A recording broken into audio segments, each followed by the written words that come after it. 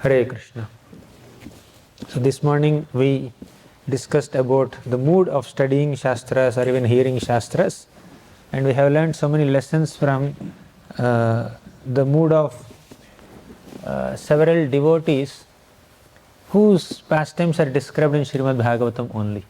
How Parikshit heard Srimad Bhagavatam with a great sense of urgency, how the sages of Naimisharanya heard Bhagavatam with a great sense of eagerness, and how Vidura heard Srimad Bhagavatam with service attitude, with an inclination to serve Maitreya Muni. And also we have seen the examples of Jiva Goswami and many other personalities. We have learned several aspects of the mood of a good student of scriptures. So this mood we can maintain either while hearing or while studying the Shastra. Okay. Now let's discuss more practical methods of studying Shastras. So this session will be little more intense in terms of practical application. Right. So far it's only preparation of mood, but now it's like applying practical methods. When the mood and the method meet with each other, then the outcome of that wonderful combination of mood and method would be a great understanding of scripture. So let's begin. So yes, see this. Shastric study can become very pleasurable with a few favorable habits, realistic methods, conducive ambience, and compatible association. 4 things. Methods must be realistic, not idealistic. Okay, not that we can make a plan. Okay, I started the first canto of Srimad Bhagavatam today. By Monday I should complete it.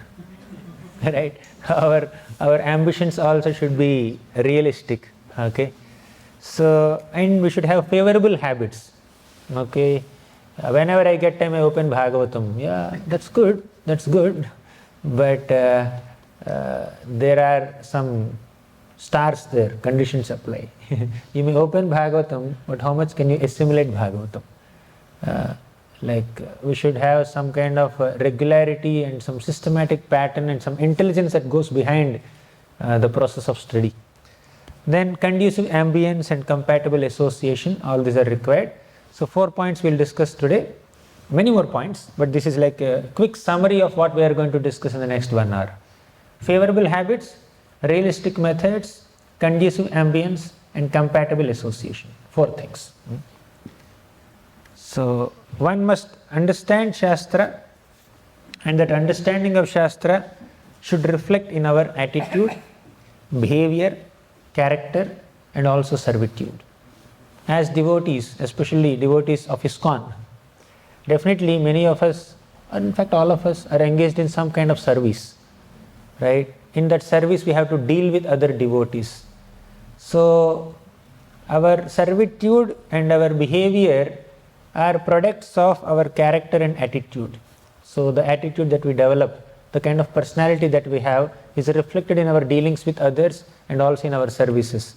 So one of the most important sources of molding our character, molding our mood, nurturing our attitude is Shastra.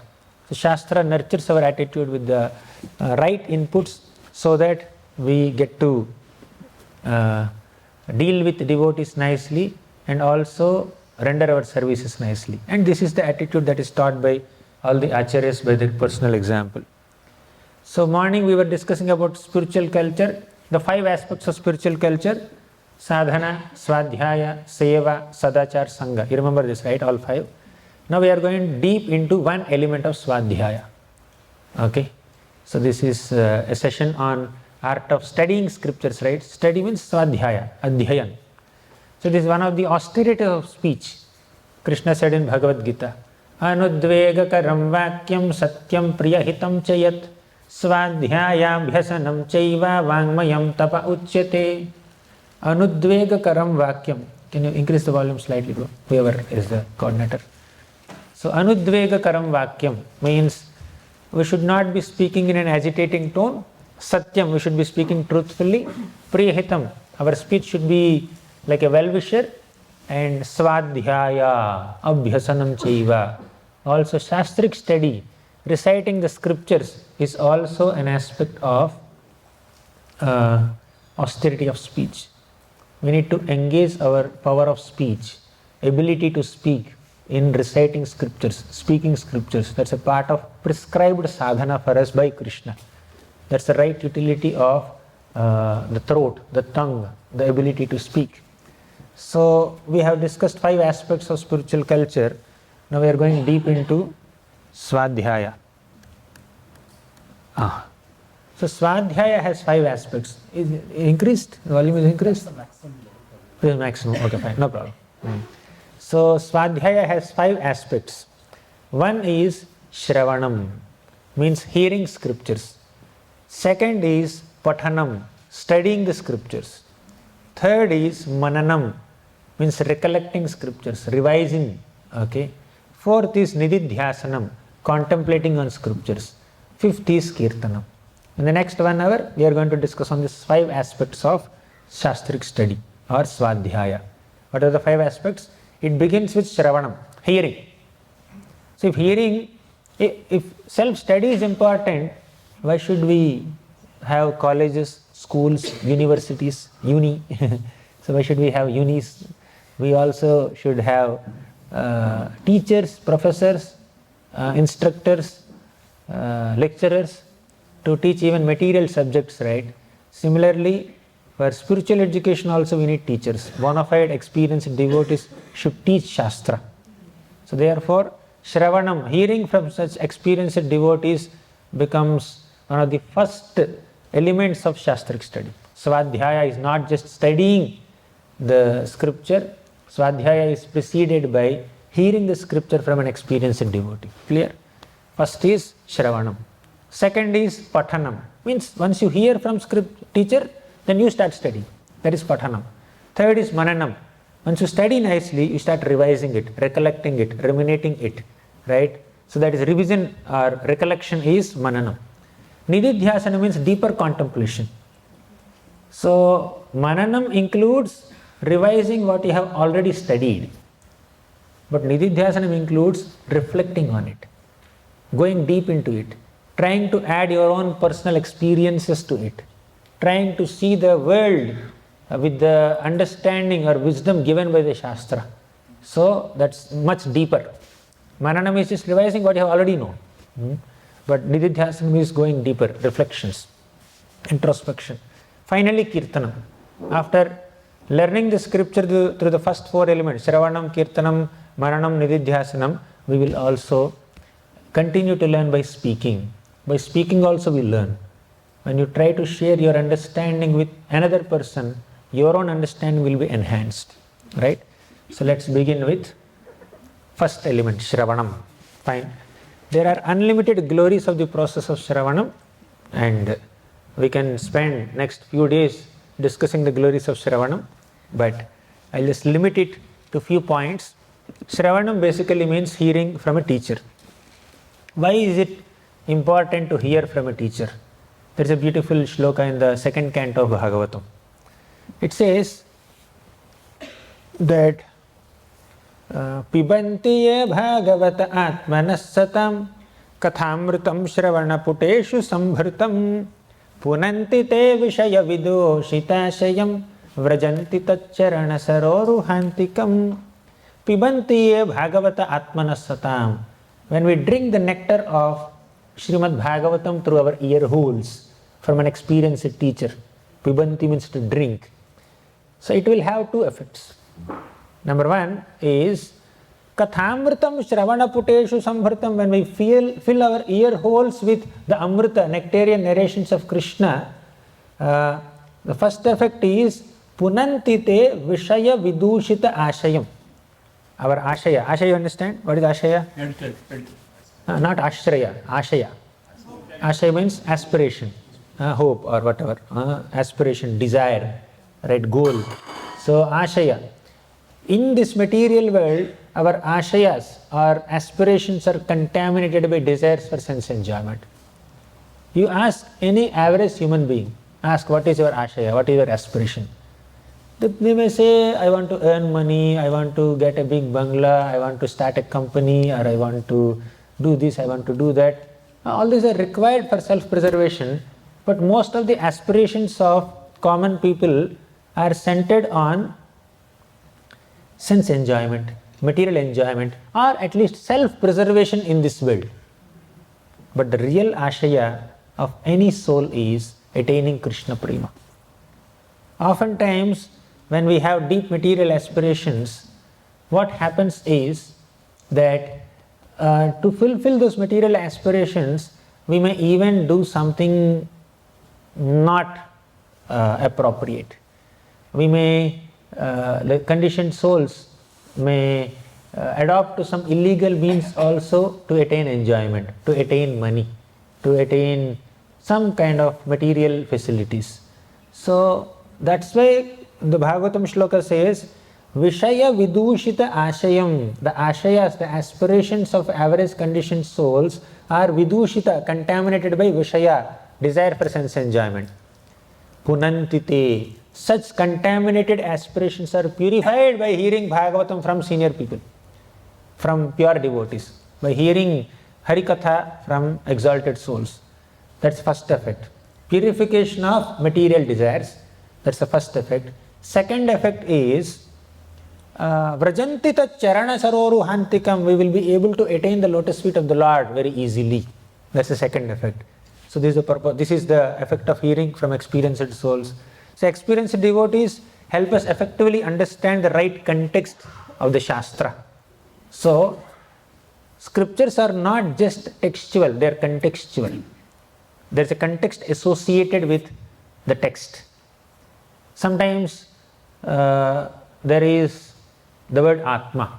In some contexts, Atma means soul, in many contexts. But in some contexts, Atma can mean super soul.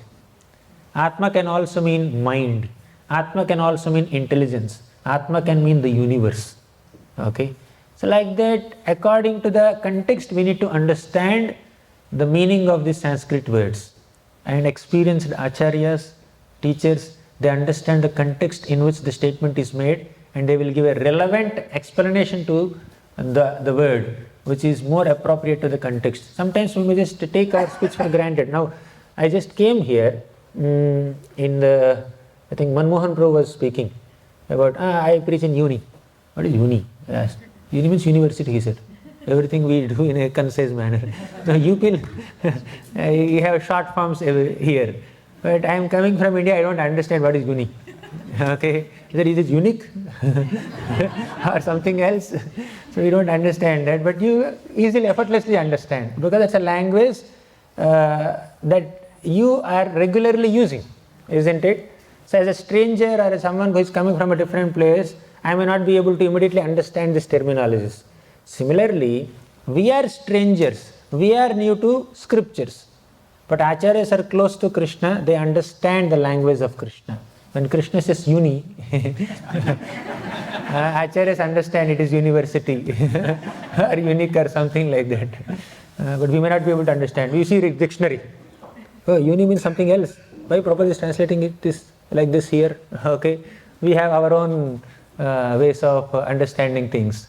So just because we know English, we can't understand physics. Okay, just because we know Sanskrit, we can't understand Shastra. Okay, so Shastric understanding is not a product of having some linguistic abilities, grammatical abilities. You may know Vyakaran, you may know the language nicely. We may have studied 12 years of Sanskrit also, but still we may not be able to figure out the exact meaning of the Shastra, because devotion is required. Familiarity with the person who is speaking that shloka is required. Acharyas are close to Kunti Maharani, close to Dhruva Maharaj, close to Prithu Maharaj, close to Bhishma Dev, close to Brahma, close to Krishna. They can understand, interpret and explain the words of all these personalities in the scriptures so that we get the right understanding. Otherwise, with our linguistic abilities, with our understanding of Sanskrit knowledge, we may not be able to understand the scripture, right? So context is required. Then we need to hear from experienced devotees. then Vaishnava Gurus decipher and present the spirit of the text better than any other erudite Sanskrit scholar. It is that love which enters the hearts of sincere hearers, that the spiritual sound emanating from the mouth of a devotee. Yeah, basically when a devotee is speaking, a devotee is expressing one's love for Krishna. And we are not just getting exposed to the sound made by the devotee, we are also associating with the consciousness of the devotee. When we are hearing from a pure devotee or some exalted devotee, we are also associating with their consciousness. Their consciousness is more developed than us. They are more experienced in understanding the Shastra, understanding Krishna's heart. When they are speaking, then we are associating with that consciousness along with just hearing the sounds. So expressions are also important, right? Emotions are important. Then the words are important. The mood is important. So we are getting exposed to all of them. Then our understanding of Shastra will be refined by hearing from others. Such hearing will remind us of our forgotten identities as eternal lovers of God and inspire us to perform Bhakti Yoga. Fine. So enough glories of hearing. There are many more, hundreds of shlokas that are glorifying the process of Shravanam from great souls. But in the Shravanam part, we should also understand that apart from hearing from bona fide authorized sources, we should also try to avoid hearing from unauthorized sources.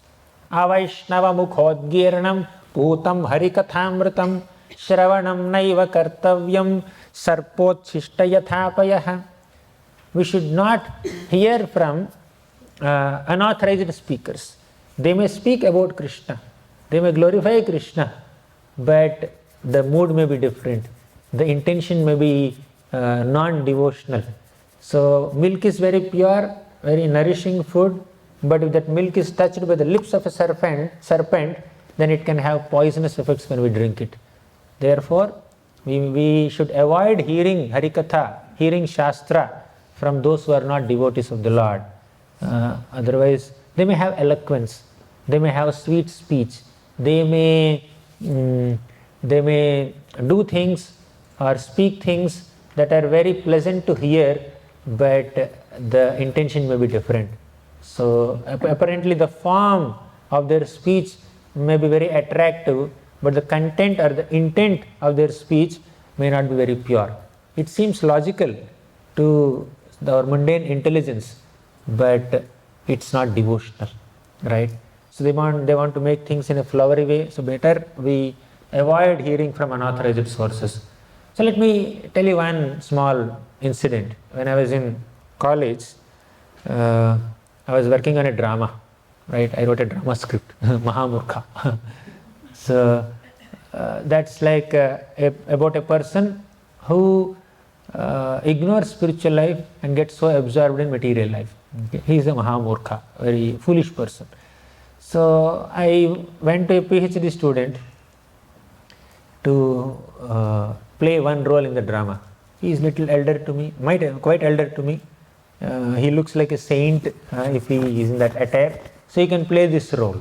I was the Mahamurkha, right? He was playing that role. So it's a philosophical drama. By the time I came in touch with ISKCON and I wanted to present some spirituality through the drama to our students, then we got into some philosophical discussion. We ended up in this Mattaha Parataram Nanyat Kinchidasti Dhananjaya Shloka. So my understanding, at that time I did not read Bhagavad Gita also. My understanding of that shloka since childhood is Mattaha Parataram Nanyat. You know this shloka, right, all of you? So Krishna says that no one is greater than me. Okay? No one is greater than me. So that's my understanding of the shloka at that time. You know what he said? Mattaha Parataram na Anyat. No one is different from me. Everybody is God. That's his understanding. Okay? So it seems logical. Parataram na Anyat means no one is different from me. Sanskrit can be interpreted in this way also. But that's like a very poisonous understanding. Very deviating understanding. And he's very convinced about it. I just asked him a simple question. Are you God? Am I God? Then he said, yes, we are gods. But why am I suffering here? I asked him, simple question. You have not realized that you are God, that's why you are suffering. Okay. I asked him, have you realized that you are God? He said, I am in the process of realizing it. Okay. And you are too young, you can't understand it. So I said, okay, fine, I am not understanding, I will not understand also this logic. So like that, people may have different kind of misinterpretations of the scriptures. Therefore, we need to avoid hearing from unauthorized sources. Apparently, it may seem very convincing and logical, but there are so many flaws inside. So this is about hearing, Shravanam. So we are discussing 5 aspects of swadhyaya, right? First aspect is Shravanam, we discussed. In that we just mentioned 2 points. First point is hear from bona fide sources. Second point is avoid hearing from unauthorized sources. Then we are going to the second element of swadhyaya, that is Pathanam, self-study. After hearing from a guru, you also attempt to study on your own. So that is self-study. There are 10 aspects of self-study that we are going to discuss. There may be 100 aspects, but I am presenting only 10 now. Okay. So first is prioritization. We'll go one by one. No need to write all this. So there is one slide, or at least sometimes 2 slides on each point. First aspect of Pathanam or self-study is prioritization. So just like we prioritize eating food, without which we cannot survive, we cannot function. Similarly, we need to prioritize feeding our soul. Morning also we discussed slightly about it. So let's feed our souls with a soulful meal of Harikatha, with a soulful meal of a chapter of Bhagavatam, a shloka of Bhagavatam, a pastime of Bhagavatam, or some episode of Bhagavad Gita. So let's try to feed our souls by the sound vibration of Shastra, either through reading or hearing, one of them. So we need to prioritize it.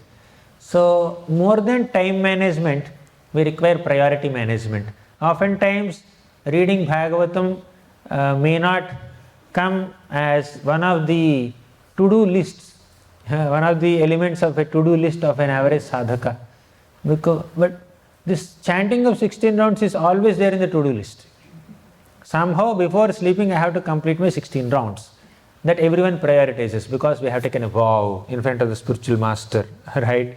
So that I will chant 16 rounds, I will follow 4 regulative principles, I will serve Prabhupada's movement in the mood of servant of servant. We have taken vows. So therefore we prioritize chanting 16 rounds, attentively or inattentively, standing or sitting or walking or dozing off, somehow we complete 16 rounds.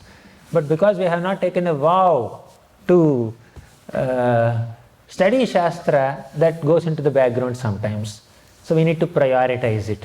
When we prioritize it, when it also comes into our to-do list, task list of the day, or at least of the week, then we naturally study. It all begins with prioritization. Give it also a priority. It's not something that we can do once in a year, or something that we should do only if we have nothing else to do. Right? Not that way. We should prioritize it. So next. So prioritization includes setting reasonable targets. Okay. A target-oriented approach with all the elements of the mood that we discussed in the morning. Okay. Now we are getting into methods, but please understand the mood should be in the background of every method that we are trying to implement. Okay. So we should set some reasonable targets. When you prioritize, a target-oriented approach will also be there with us. Then set up a timetable that's practical for us. Prioritization plus practicality is important. We can't just prioritize and keep aside everything else. Okay, I keep aside my eating, I keep aside my sleeping because I have prioritized this. It is on the top in my to-do list. So I will not do my other services. I will not chant my rounds. Priority Bhagavatam, priority Gita. So chanting, okay, go into the life. So we need to be intelligent in making a proper timetable which is practical for us, and resolve to follow it without fail. You prioritize it, allocate some time, and then follow it, try to follow it. So choose a study partner to inspire you, to enthuse you. So when self-commitment is not sufficient, let us commit in front of another devotee, right? So you can give some liberty to other devotee to correct us, to remind us, to chastise us when we are not when we are not keeping to our commitments, right?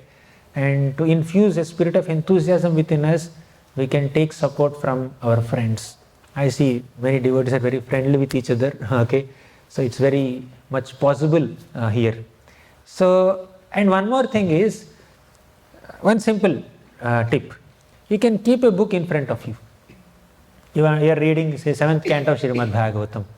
So try to keep that book visibly on your table, or when you are traveling, you can keep it in your bag, right? Keep it visible, so that visibility, the darshan of Bhagavatam book reminds us that we have to study, we have to open it also, right? It's not necessary that we keep the entire Bhagavatam set always in a safe lock only. Okay, we can also open it sometimes. Next, that's prioritization. Second element is choosing an appropriate time. So this is very important. Choose an appropriate time for study. Means timing. For some people, morning time is suitable. For some people, evening time is suitable. For some people, post lunch may be suitable, or before lunch that may be suitable. You identify what is the most conducive and favorable time slot for you. Like, you see, when we were in BT, Brahmachari training in 2009 in ISKCON Chowpatty, we had Mangalarti at 5 o'clock, and we have to mark our attendance at 4:20 a.m. So 4:20 we have to go and mark P in the register. Otherwise, we will be given a reward of writing Hare Krishna Mahamantra 54 times. Okay, I got that reward sometimes. Okay, so most of us will just mark our attendance at 4:20 p.m., 4:20 a.m. Then we start chanting. Okay, 5 o'clock attend Mangalarti. Then after Mangalarti you continue chanting. But some of us would not chant. 4:20 we will mark our attendance. We take bath and then we mark our attendance. We run to library, Sharanagati library. 4:20 to 5, 40 minutes we read Bhagavad Gita. In those days we were doing Bhakti Shastri. So that 40 minutes of reading in the Brahma Muhurta time, after you have just woken up from sleep of 6-7 hours, and you are very fresh in your mind, you have just taken a bath, and it's Brahma Muhurta, the ambience is very silent, very conducive, and every word that you are reading, every line that you are reading is entering into the system effortlessly, right?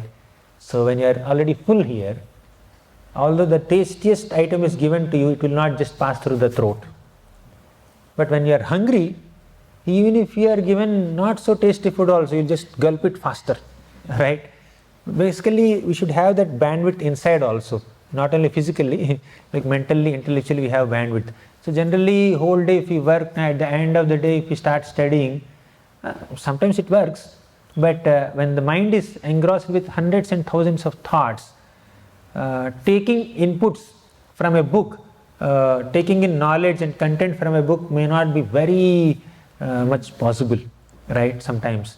So early in the morning it was possible for us, and we had very nice time for almost an year to have a study hour, a study 40 minutes hour, 40 minutes time in those days. But it was not possible. When we shifted to GV, Mangalarti became 4:30 a.m., right? And some of us got Brahman initiated, we started serving the deities.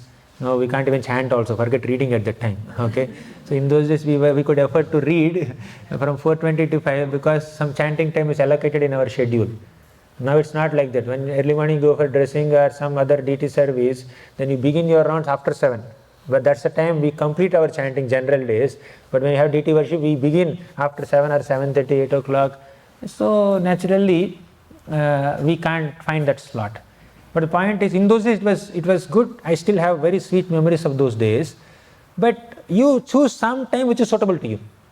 Morning or evening or afternoon or whatever time that is suitable to you according to your schedule, your work schedule, your temple services schedule, other things. So choosing an appropriate time is important. First is prioritizing it.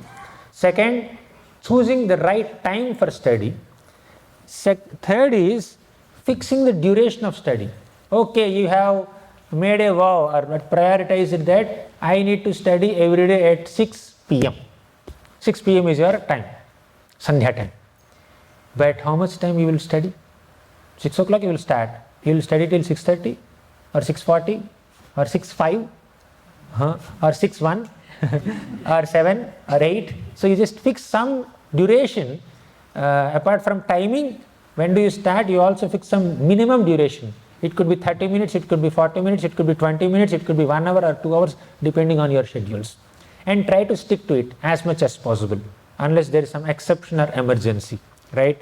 So reading for a long time at times helps us. Say you have allocated 45 minutes as your study hour every day time. So you may stick to that. But sometimes on Sundays or some holidays or some public holidays or Easter holidays, or so when you get some extra time, you try to read for 2 hours, 3 hours, 4 hours, 5 hours, 8 hours.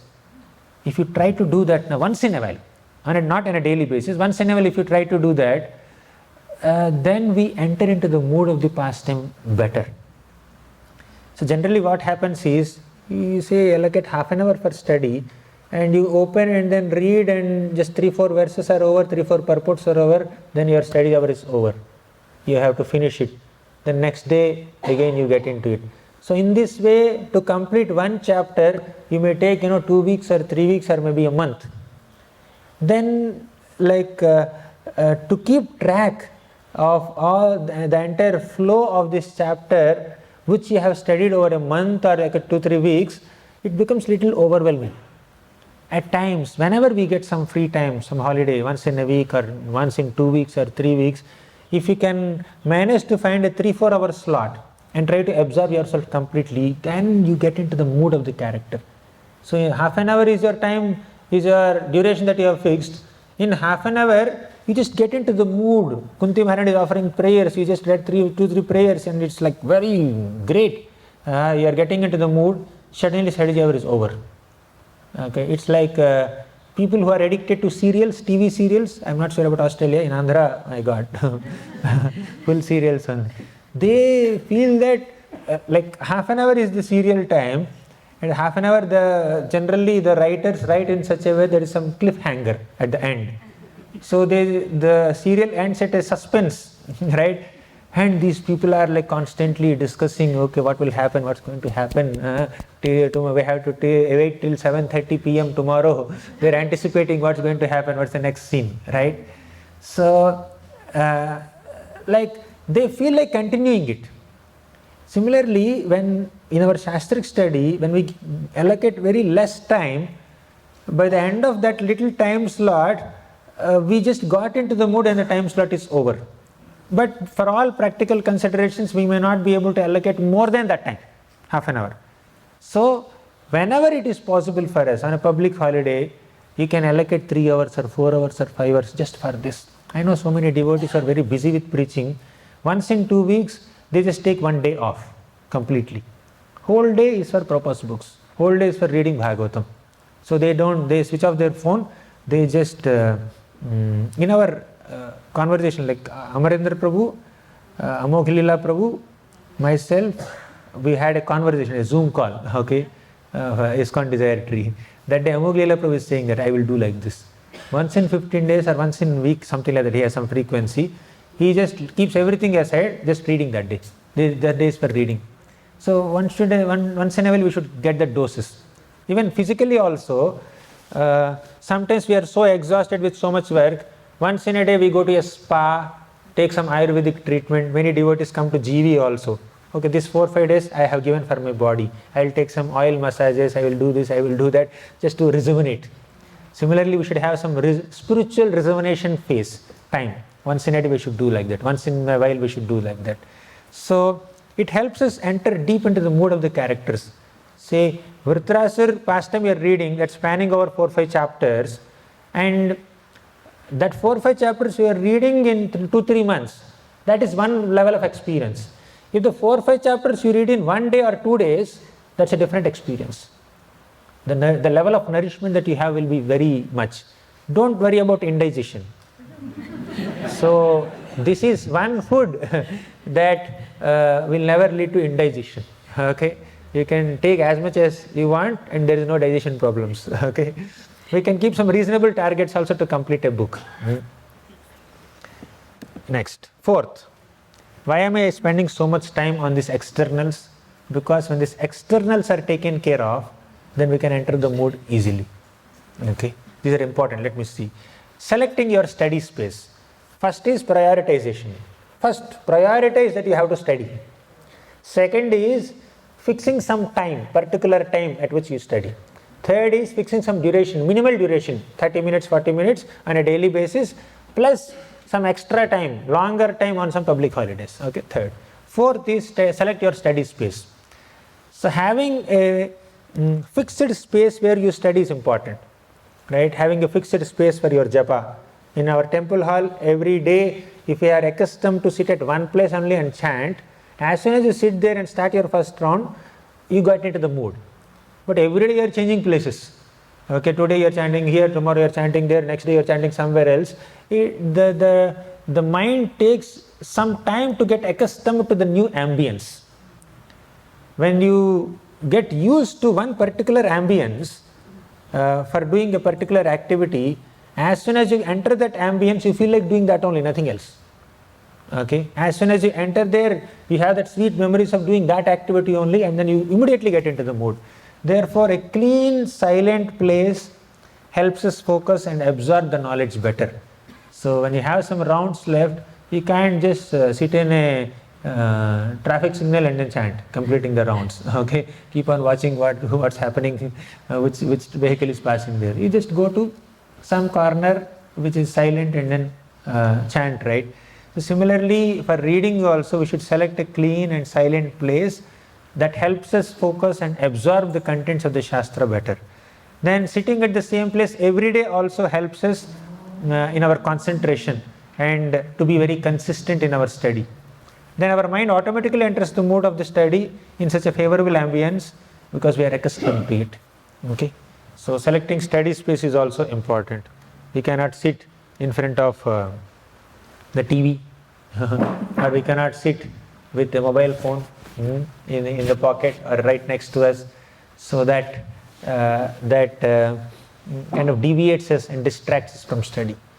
Then fifth element is concentration and determination. These two are related, C and D. So concentration. So I often give this example which I have learned in my own personal life. Like when I went to the DT room to wash Achaman cups, one day I saw this Achaman cup, copper cup, floating in water. What water? Tamarind water. We have a habit of immersing all our copper cups, Achaman cups and copper plates in tamarind water. When copper comes in contact with tamarind, it automatically becomes clean, and you just have to pick it up and then just rinse it with soap and then wash it and then dry it and keep. So that makes your life easy. But if you directly take a very black copper cup and then try to scrub it takes a lot of effort, right? So one day it's my seva and I went there. Then when the pujari who went before me, he immersed all the tamarind cups in all the copper cups in tamarind water. But one cup is floating. Half the cup is immersed inside the tamarind water, half the cup is floating outside.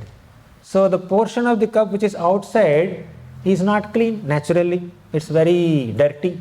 So although I tried to scrub it, the blackness is not going. Okay, so I immersed it inside the tamarind water. After a while I then removed it. Meanwhile I washed the other utensils. So that helps. So why I said this is, when we are sitting for study, if you are not concentrating on what we are doing, we don't get full benefit out of it. Say you have allocated, you have prioritized it, you fixed up a time, you fixed up some duration of study, 1 hour, and you are sitting in a very clean and silent place. Your table lamp is on, your table is good, everything is good. First four elements are taken care.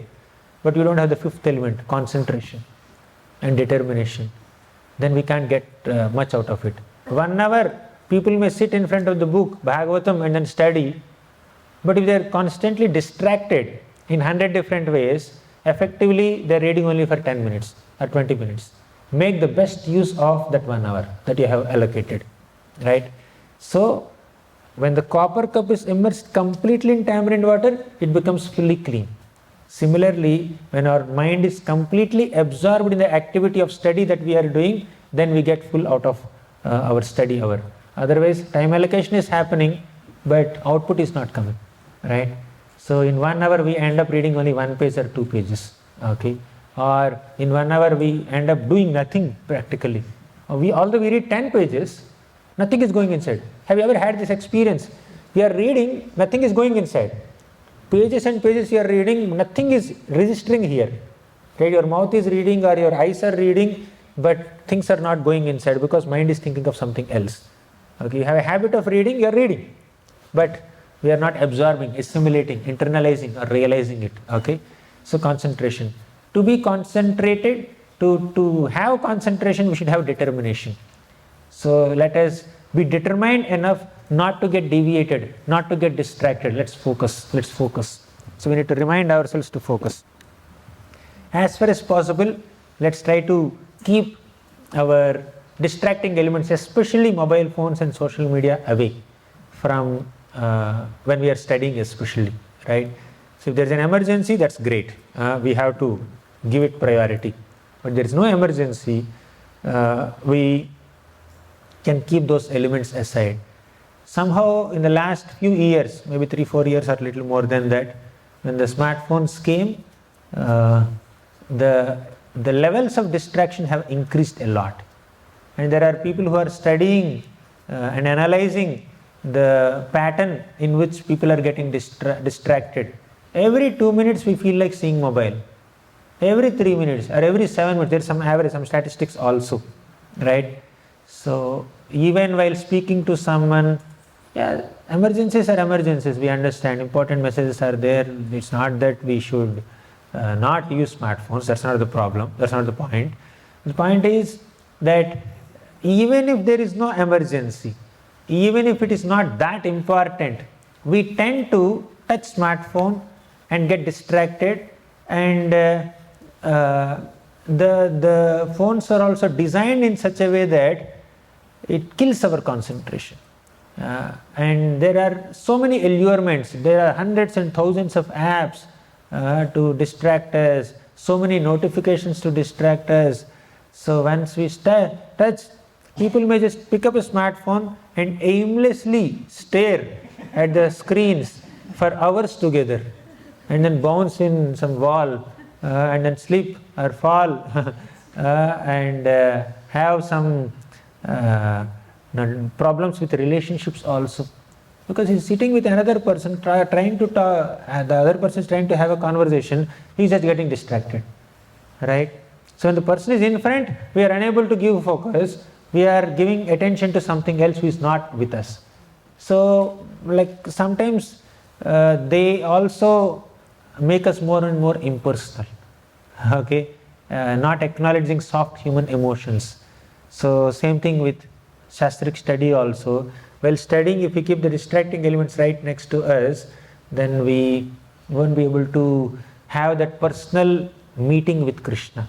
Studying Srimad Bhagavatam means having a personal meeting with Krishna. And when we are having personal meeting with Krishna, if we are attending to 10 other meetings also, then Krishna will feel, oh my God, this fellow is not interested. Okay, so he doesn't have much to reveal to us. Okay, as far as possible, let's try to keep aside other activities and thoughts and gadgets during study time.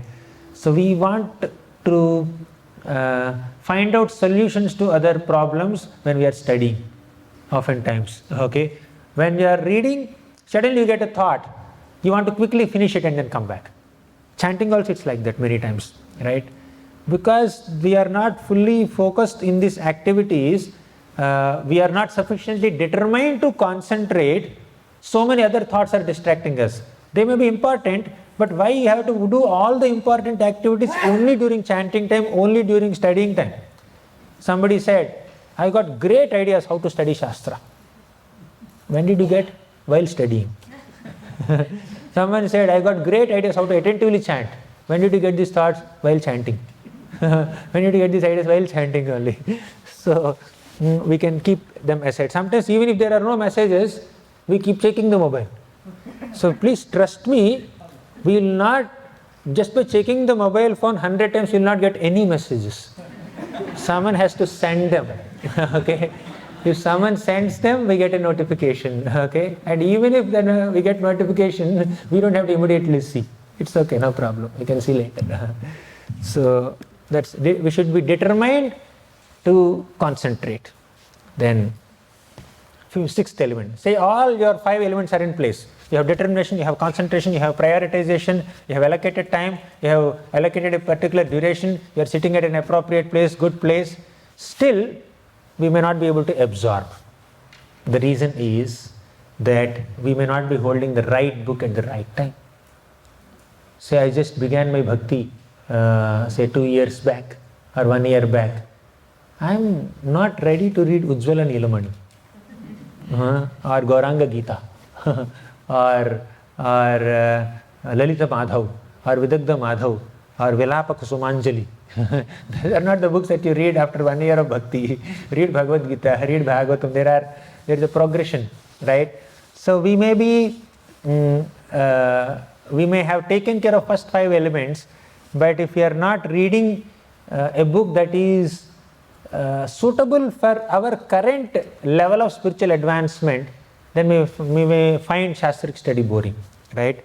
If we are reading books that we are not ready for yet, then we may find them difficult, boring, and we may lose inspiration. And tomorrow, even when you are ready to read it, you feel like, oh, I cannot read it.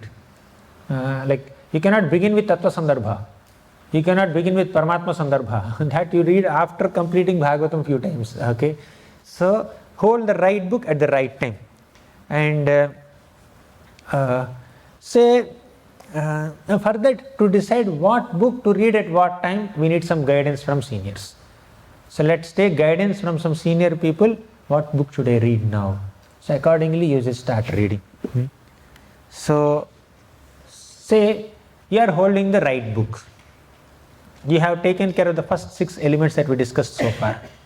Still, sometimes we may not be able to absorb in Shastric study, because we may not be reading a right book at the right timing of the day. Let me tell you, one day I was in GEV, whole day we had site work, construction work.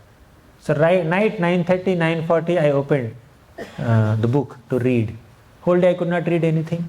So 9:30, 9:40 I just opened our second canto of Srimad Bhagavatam. And the subject was extremely technical. Okay. So one of our devotees came, and senior devotees, he said, what are you doing? I said, Prabhu, whole day I could not get any time to read. Today I didn't read at all. So I'm just trying to read Bhagavatam. Not now. This is very technical thing. Now you are so tired. Your mind is tired, your body is tired, your intelligence cannot assimilate this thing, and you are just training yourself. Just read Krishna book and sleep. He said that. So sometimes some books are having thick, dense philosophy, and some books have some sweet pastimes, pre-digested material. Here it is very heavy, technical, philosophical content.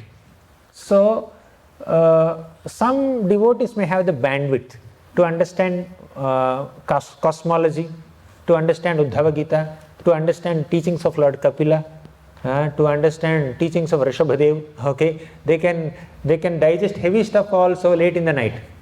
They are unable to sleep. For example, 12 o'clock or 1 o'clock they get up and they open Uddhava Gita and read. So they have that bandwidth. They are very intellectually astute and they are very philosophically sound. But not everyone has that bandwidth. So therefore, when you are fresh in mind, early in the morning or when you have some free time, so then you are anxiety free, then you can open some philosophical subjects. But when you are very tired at the end of the day, you can just read some Krishna book and some kind of simple pastimes like Krishna Sudama, Rukmini Krishna or Damodar Leela or some other Vrindavan Leela. So that's the time. Even in our retreats also we schedule Vraja Leela at the end of the day, right? So before sleeping, let's not have some heavy philosophical content. Let's discuss some simple pastimes, some kirtan, some soothing night kirtan. So we should also choose topics to read. You may say you are ready to read Krishna book, you are sufficiently spiritually advanced and you have developed sufficient maturity to read Krishna book also, and also to read the second chapter of Bhagavad Gita. Okay, but second chapter of Bhagavad Gita may not be that digestible to you when it is 11 o'clock in the night. Okay, better you read some Krishna book if you feel like reading something. So we need to have that aspect also. We can parallelly read couple of books, 2-3 books also. So you may read one Bhagavatam canto, parallelly you may read some biography of some, say, Srila Prabhupada or some other Vaishnavacharya, simple, light read, a story form, pre-digested content, where you don't have to put so much effort. In 1 hour you can read 20 pages. But if it is thick philosophy like Uddhav Gita, in 1 hour you can read only 2-3 pages. Simple pastime, in 1 hour you can read 2-3 stories. But if it is dense philosophy, in 1 hour you can read only some few concepts, or maybe one concept or half concept. Chatushloki Bhagavatam. Just to read that, it took a lot of time. Now, in the 9th chapter of Bhagavad Gita, when I was writing this Bhagavad Subodhini, Gita Subodhini, so 9th chapter, so many shlokas are there, they are simple. Patram Pushpam Phalam Taim and all that. So I was able to write faster, right? Then there are this 4th chapter. In the 4th chapter, there is Brahmarpanam, Brahmahavi, Brahmagno, Brahmanahutam, Brahmaivatena Gantavyam, Brahma Karma Samadhina. So this shloka, I took 8 hours to write 4 lines.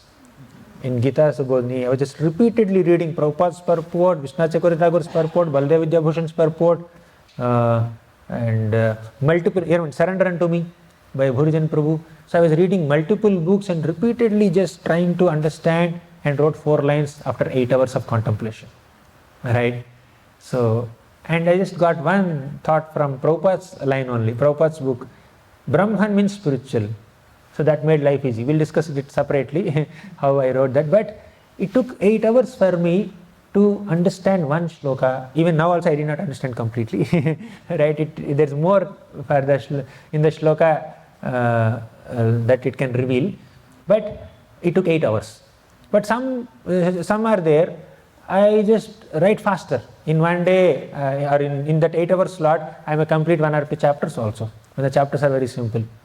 Now, in this Australia trip only, I'm working on Bhagavad Subodhini 10th canto. So, Aghasur pastime, in Mumbai airport, 11:30, I started Aghasur pastime. Okay. So, it was very simple. I could just manage to complete it almost 90% of it by the time I reached here. But now I am working on Brahma's prayers.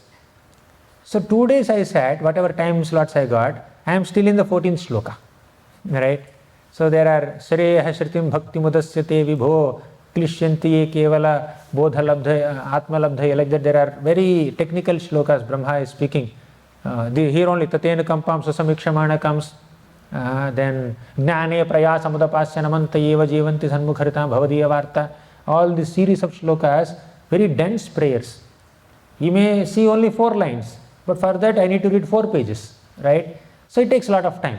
So therefore you need to understand, some books are easy to understand, some books are very difficult to understand. So depending on your strength levels, bandwidth levels, concentration levels, physical strength levels, you choose that book that is more appropriate for you. Is it clear? So next, while reading, try to identify the structure, flow and concepts and the stories.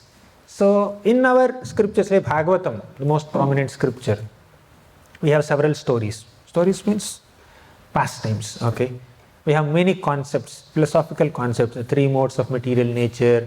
There is Jiva Tattva, Ishvara Tattva, Kala Tattva, then Rasa Tattva, Bhakti Tattva, Bhagavata Tattva, Bhagavat Tattva. So many tattvas are there. So you understand the concepts. And another thing that we need to keep track of is the flow. How are the contents flowing? Say 2nd chapter of Bhagavad Gita you are reading. There are no stories there. Clear. So many concepts are there. In the first 10 shlokas of the 2nd chapter of Gita, Arjuna is surrendering to Krishna, and Krishna accepted Arjuna as a disciple. That's the first 10 shlokas. Next 20 shlokas, 11th shloka till 30th shloka, Krishna is speaking about Atma Gnana. Okay, he is speaking about the science of soul, the difference between soul and body. So next 7 shlokas he spoke about sakama karma, working for enjoyment. And after that, from 38th shloka till 53rd shloka, he was speaking about nishkama karma yoga. From 54th shloka till 72nd last shloka, he is speaking about sthita prajna's qualities. Like that, in this one chapter, you try to identify what are the major concepts or major episodes that Krishna is covering, right? So you try to see the flow and how one shloka is connected to another shloka. So you try, by careful study, we can easily observe. Is it getting intense? Morning it was light. Is it okay? Able to follow? Okay. So maybe after lunchtime, this is not the right topic to speak. So we need to understand the flow and story. Sometimes when we are reading one pastime over 4 or 5 days, we may not be able to keep track of who said whom, who said what to whom. Okay. So we try to figure out the flow. So that's why the next element is important. I'll come to that. Let me complete this. So flow, concepts and stories. Let's try to keep track of all these three. The story, the flow and the concepts. While keeping track of all these three things, let's not miss the essence. What is the essential message? How is Ajamil episode flowing? First time when I read Ajamil episode, I opened, directly it says that Ajamil is 88 years old. And he says he is attached to Narayana. I was thinking, my God, I have heard in so many lectures, like 6-7 years back I was reading Ajamil episode for the first time. I heard so many lectures that he saw something, some obscene thing when he is getting some dharma, sacrifice. Maybe it's not there. It's maybe somewhere else. Just read. First chapter went away. Then after some time, I saw that Vishnudutas came and confronted with the Yamadutas. And Yamadutas and Vishnudutas asked, why are you taking this Ajamil to hell? Then Yamaduta started giving a flashback of Ajamil. In that flashback comes, Ajamil was a pure Brahmana, so his father told him, you get some grasses and some flowers and fruits and worship Parapadmila. Then he saw that prostitute and he brought her. All that comes as a flashback narrated by Yamadutas, not by Sukadeva Goswami. So you have some impression in the mind about the pastime based on hearing. But when you're studying, when you're sitting to study, you understand how this Bhagavatam is presented, how the story flow is going on. So like that, we need to understand. So while doing so, don't miss the essence, right? So the essence of Ajamil episode is not that you do whatever you want in life. At the time of death you chant Narayana, you'll go back to Godhead. That's not the message of Ajamil episode. Okay? Message of Ajamil episode is, Ajamil chanted without faith. What will happen if you chant with faith? Ajamil chanted to indicate his son. What will happen if you indicate, when you chant calling out the Lord directly? Ajamil chanted at the time of death. What will happen if you chant throughout your lifetime? Okay? So in this way, Ajamil chanted with sinful background. What will happen if you live a pure life and then chant? So like that, we should not miss the essence while discussing the storyline, while keeping track of the storyline and concepts and flow. So very younger children, they capture the storyline very fast. They even remember the finer details of the storyline also. But the essential lessons, they are not developed enough to capture everything. Some children are very good, they can capture. But point is that while we are getting familiar with the stories and the flow and concept, we should not miss on the essence. Most essential point. Okay. So now this is a very technical aspect. I'm going a little deeper into study. There are different aspects of Vaishnava Acharya's commentaries. This is the way many Acharyas have explained our scriptures. Scriptures are provided to the humanity by the efforts of Vyasadeva and many other sages. But several Vaishnava Acharyas like Baldev Vidyabhushan, Vishnu Chakravarti Thakur, especially Prabhupada in the recent past, they have explained scriptures in this way. They have written commentaries in this way. There are 5 aspects of a Vyakhyana or a commentary. Okay, what are they? Padachhedaha padarthokter Vigraho Vakya Yojana Akshepasya samadhanam Vyakhyanam panchalakshanam. First, Padachhedaha, Padarthokti. Padachhedaha or Sandhi Vichheda means you take any book, say Bhagavad Gita by Prabhupada. You open any shloka, you will find a transliteration of that shloka in Devanagari and also in English with diacritic marks. Okay, so below that, that shloka is divided into small parts. Have you seen? Right? Avajananti mam mudha manushim tanumashrita param bhavam ajananto mama bhuta maheshwaram. There Prabhupada breaks that shloka into small parts. Avajananti mam mudha manushim tanum ashrita. We just divide that shloka into small parts, right? That is called Padachheda, which is also called Sandhi Vichheda. Second part is Padarthokti, trying to generate meanings for each and every element, every word. You have divided one shloka into small parts, right? And you start generating meanings for every part, every word. That is called Padarthokti, generating meanings to each word according to the context. In some contexts, some words mean something. In another context, the same word will mean something else, right? So understand that Prabhupada has put a lot of effort to give word-to-word meanings also, synonyms also. So third is Vigraha. Vigraha means, now in the previous element we have seen Sandhi Vichheda. Sandhi means that those words that are joined, you separate them, right? Joined words, you just separate them. Sandhi is joining and you just Sandhi Vichheda. You just break them into individual words, try to generate the meanings. There is something called Samasa. Okay, how many of you are aware of this word Samasa? In Telugu also, Telugu grammar also it comes. Samasa means compound words, like Mukti Pada, Bhakti Pada, okay? So, Mukti is one thing, Pada is one thing. I was just working on Brahma's prayers, right? It's there fresh in my mind. Mukti and Pada are two words, but you just combine them. Mukti means liberation, Pada means feet, okay? But when you combine them, Mukti Pada means liberation feet. Is it the meaning of Mukti Pada? Liberation feet. It doesn't make any sense. But this compound word Samasa Mukti Pada has a different meaning, right? When one Sanskrit word is combined with another Sanskrit word, the combination is called Samasa, and sometimes compound word that has a different meaning according to the context. Here Mukti Pada means Krishna, at whose feet liberation stays. Okay, at Lord's lotus feet all liberation is present. Or Mukti Pada can also mean in some contexts the position of liberation. Pada. Pada is one thing, feet. Sometimes Pada can also be called Pada. Or it's a position. The position of liberation, the situation of liberation. Like that, one word can have multiple meanings according to the context. I'm not very good at Sanskrit, but just we need to understand that Prabhupada has put a lot of efforts to identify the compound words and give meanings to them according to the context. Okay, so giving meanings, real meanings to compound words, which otherwise could be interpreted in 100 different ways. Okay, you got this, Vigraha. Then fourth element is Vakya Yojana, generating a prose sentence for the poetry shloka. That is called Vakya Yojana. That's a translation. Fifth is Akshepasya Samadhanam. Means Akshepa means objection.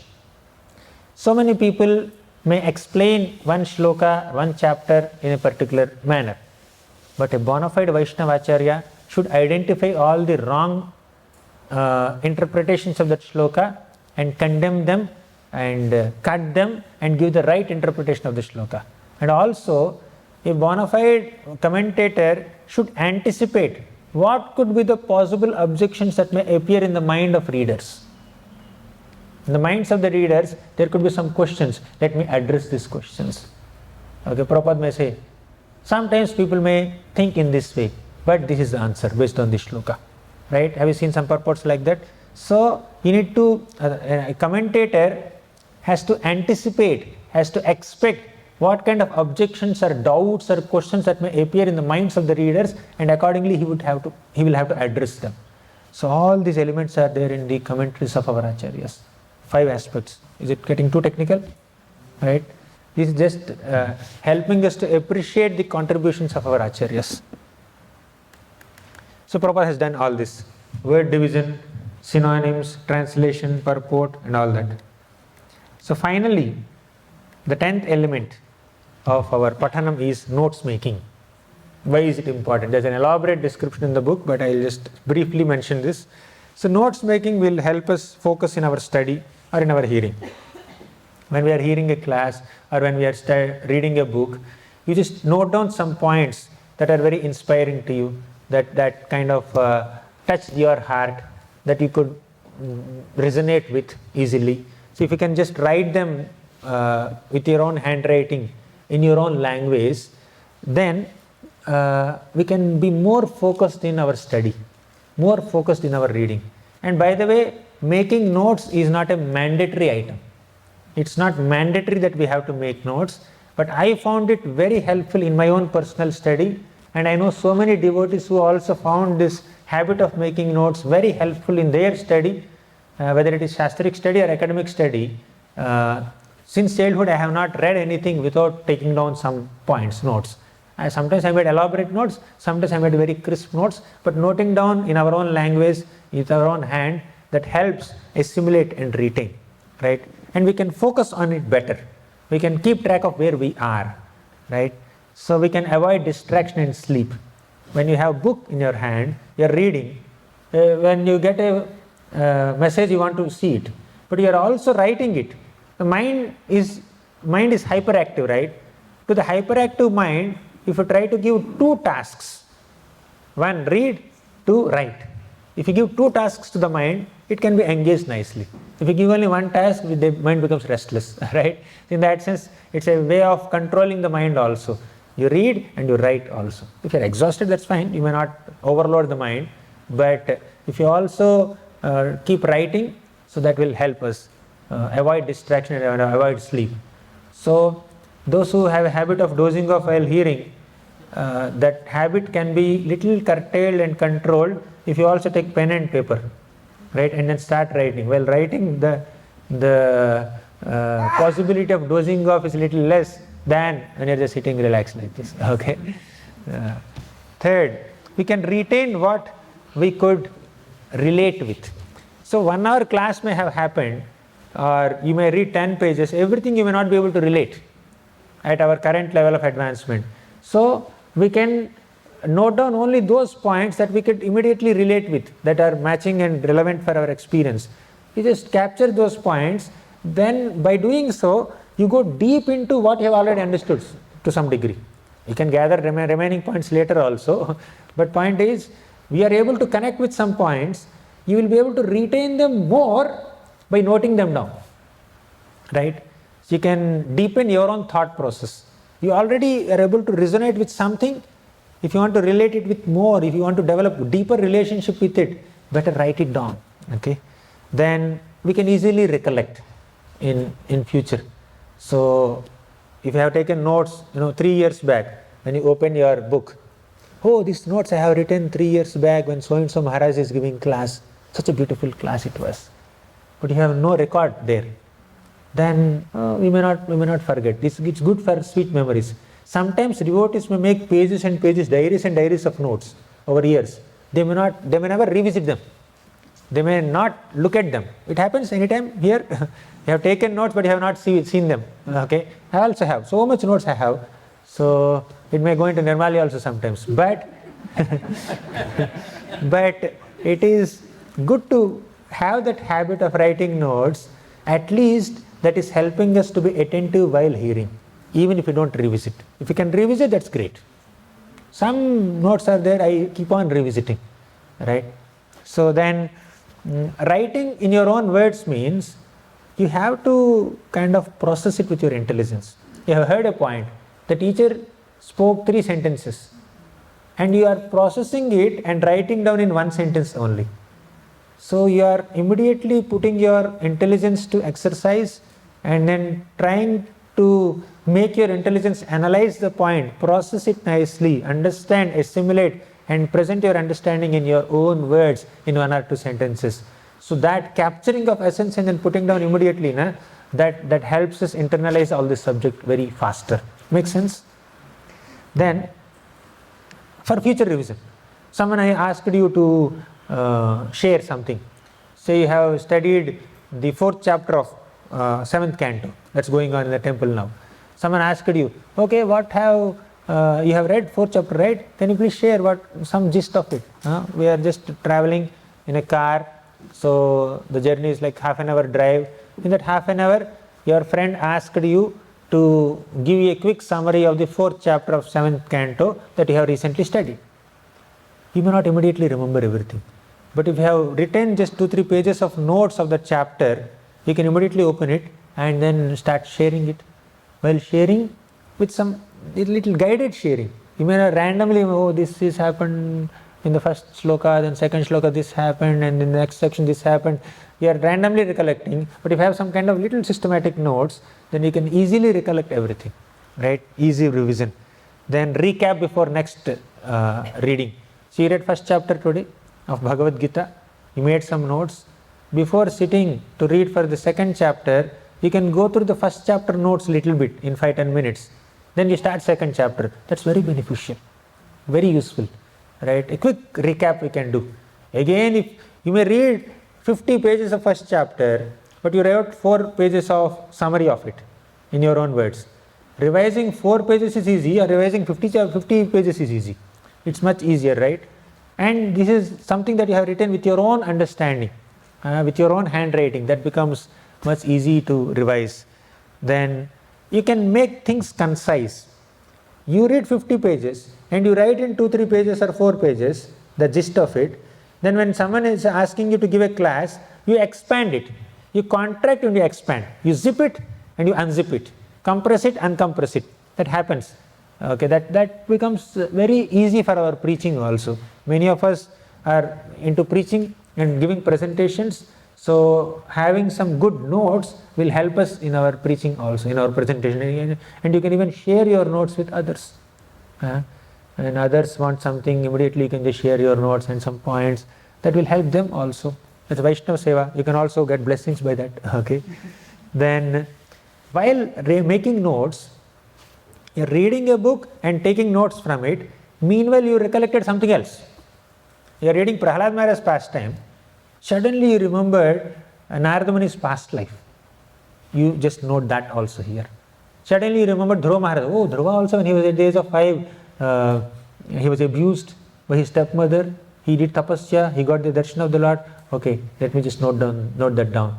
Or you are reading some chapter. Suddenly you could relate with your personal experience in your own life. So there is one beautiful shloka in the 10th canto of Bhagavatam. There was meeting between Vasudeva and Nanda. So there is a very beautiful shloka that Sukadeva Goswami mentions there. He says that Naikatra priya samvasaha suhurdam chitra karmanam oghena vyuha mananam plavanam srotaso yatha. Although two people love each other so much, although there is a great emotional bonding, great love, friendship, affection between them, they may not be able to stay together. Why? Chitra karmanam. Everybody has a unique karma. Everybody is undergoing the reaction to one's own past deeds. They have unique karmas. Because of their unique karma, they came together at a geographical location for some amount of time and they stayed in a particular relationship. Once the karma is experienced, they got separated. And an example is also given. You take 2 twigs and then just throw them on a flowing river. So 2 twigs are floating on a flowing river. How long they can stay together? By the force of waves, they may get separated. And by the force of waves, they may again come together. And by the force of waves, they may again get separated, never to meet again in life. Our life is also like that, right? We may meet so many friends in our LKG, UKG, first standard, second standard. We had so many friends. Where are they now? I don't know where are they. We don't even know where are our BTech friends and MTech friends also. Although it's a very recent thing, 15, 12 years back only. So we come in contact with people and we get separated from people. This is philosophy of life. So when you're reading this, you get into a reflection. and you note down your personal experience also in short. Or you remember an example, you write an example there. You remember an analogy, you write your analogy there. So like that you can make your notes more and more personalized by adding your own thoughts, your own reflections in line with the current book that you are reading. So that becomes a very meditative experience, absorbing experience, right? So notes making has its own ways of keeping us hooked to the book, right? So then what else? You can share with others very easily. So there are so many other such benefits of taking notes. This is how I try to take notes. The red letters there, they are in Telugu, by the way. Many people know Telugu also here. Initially, first few days I was thinking, did I come to Melbourne or Andhra Pradesh? There's so many Telugu devotees here. So, yeah, these red lines are shloka in Telugu language. And it's very easy for me to write Sanskrit like that. Some important shlokas only I write like that. This is from the description of the kingdom of God, 3rd canto, 15th chapter. This is a photo of that. Yat sankulam haripadanati matra drishtair vaiduryam arakata hemamayair vimanaihi yesham brihat katitata smita shobhimukhya krishnatmanam naraja adadhurutsmada utsmayadyair. So this shloka speaks about the residents of Vaikuntha-vasis. I just wrote that shloka, and there are some black letters on top of some words of the shloka. They are the tough words for which I don't know the meaning. They are little different from Telugu. Sanskrit and Telugu are little closer. So I just write the meanings of those words right below or above the Sanskrit words. Okay. Then the black letters next to the shloka, that's a paraphrased version of the translation. And the blue letters below, they are some important jewel-like points from Prabhupada's purports. And some pencil marks here and there are some additional reflections. Okay, I was right just before this. There are other shlokas like there is no envy in the spiritual world, even amongst the plants and birds. Mandara kunda korabotpala champakarana punnaga naga pukulambuja parijata gandher chite tulasika bharanena tasya yasmim stapaha sumanaso bahumanayanti. Means all the beautiful, sweet smelling, colorful flowers of Vaikuntha, they encourage Tulsi Maharani to go and serve the Lord. They take a back seat. All the sweetly chirping birds of Vaikuntha, they encourage a bumblebee to make some sound that resembles Harikatha, and they take a back seat. So there is no envy in the spiritual world. So that's what the shloka says. And Prabhupada also writes beautiful purports there. Then I added a few more reflections from my own understanding about envy. So like that you just make your notes more user-friendly, customized to your requirements, your taste, your preference. So like that, this I wrote it maybe at least 10 years back, a decade back, 12 years back. Even now I can refer to it and I can connect. You can preserve. Many times we may get a lot of reflections, we may get a lot of realizations while practicing bhakti, but we may lose the realizations. We may not be able to act according to those realizations and reflections when we don't note them down. Sometimes we can do without noting down, but we can retain our reflections and retain our realizations and go deeper into them by just writing them down nicely. Right? Prabhupada used to write. He would forget all writing these books. Prabhupada would even maintain a record of the expenses also. Today 50 paisa I have spent for this, 1 rupee I have spent for this, 1 rupee 25 paisa for this. So he would just write all that accounts, right? So many people have become very systematic by writing down, right? And of course, I am saying it's not a mandatory item. If you find it helpful, if you think that it will make you more organized, more systematic, then you please adopt to this. Some people are Shruti-dhars. They hear, they remember, and they realize, and they apply also, and they preach also. But some people, they need little more practice, one more stage of just noting them down and keeping them once in a while, looking at them to rejuvenate one's own enthusiasm, right? So these are some points. So we completed second. We are discussing swadhyaya. 5 aspects of swadhyaya. What is the first aspect? Shravanam, hearing. Second aspect, Pathanam. We discussed 10 elements of Pathanam. We completed it. Ended with notes making. Now 3 more elements, we can do it faster. So next is Mananam, means recollection or revision. So when we make notes, that will help our Mananam very easily. Right? We can revise and recollect what we have studied when we look at our own notes. That's like one element which I have already covered in the previous section. But in this Mananam, I would like to mention 2 points. One is Simhavalokana, second is Vihangavalokana. How many of you know these terms already?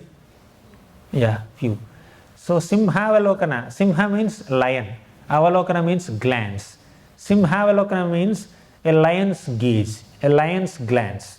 What does a lion do in the forest? Lion kills all its enemies, and after a while lion looks back. Anybody left? Any more enemies left? Okay, to finish off. So that's what is lion's gaze in our traditional terminology. Similarly, in our Shastric study also, when we are studying, nicely you completed 1 chapter, 2 chapters, just have a lion's gaze. Let's do some Simhavalokana. Means just flip the pages back. You already read 15 pages. Let's flip these 15 pages once again and see if you have missed out something. If you have missed out any important point. Have you ever had this experience of reading a chapter, again revisiting that chapter once again, flipping pages, and you figure out, oh, I missed this point. I missed this point, right? So we should do Simhavalokana to not miss anything important.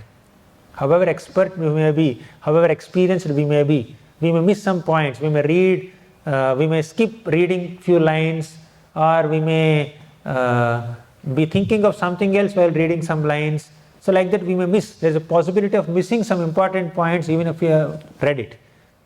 So like somebody read 14th chapter of Bhagavad Gita today. Very thoroughly he read. Next day, one speaker spoke a class on 14th chapter.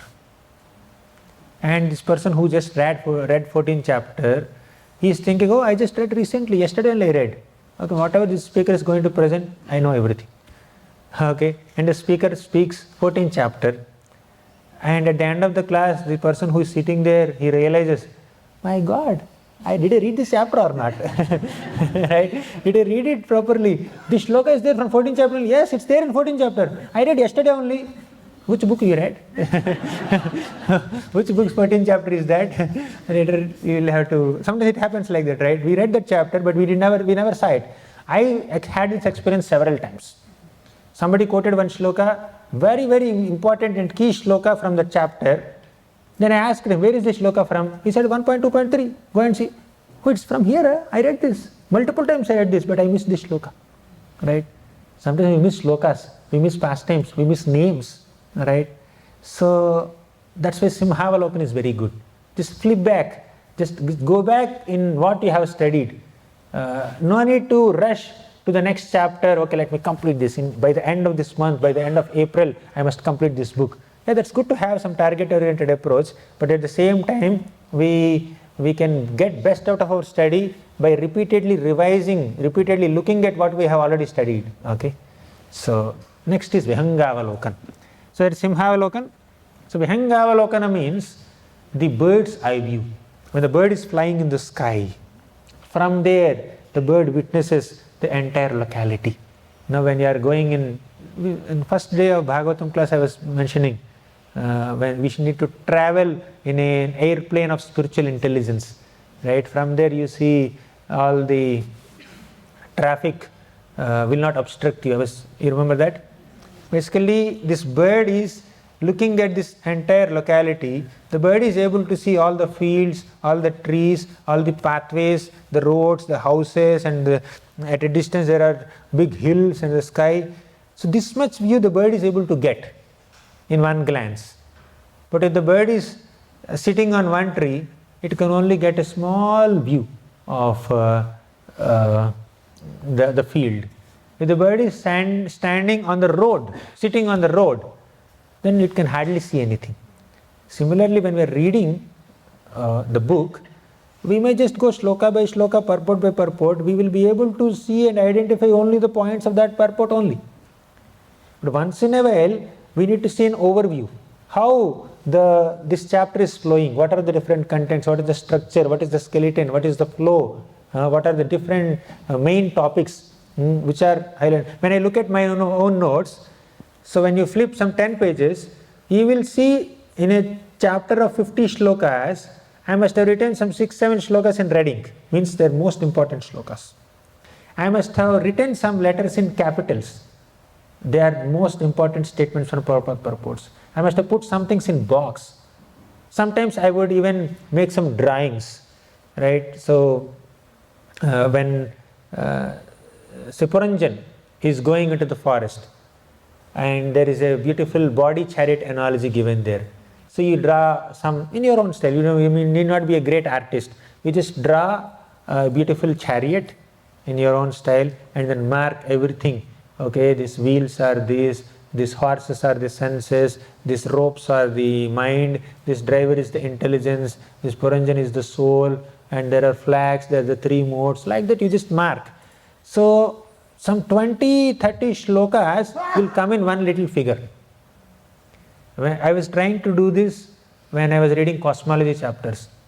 So 5th canto of Bhagavatam, Jambudvipa. Sukadeva Goswami is describing Jambudvipa structure. When I was just trying to just go shloka by shloka, I'm unable to figure out. Then I opened PowerPoint, made a circle. Okay, so made a circle. Okay, this is Jambudvipa. This is my understanding. I made the background of the slide into blue. This is ocean, saltwater ocean.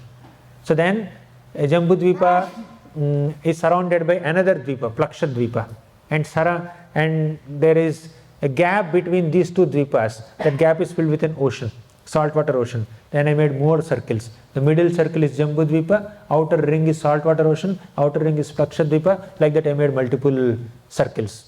PowerPoint, simple. There are circles objects, right?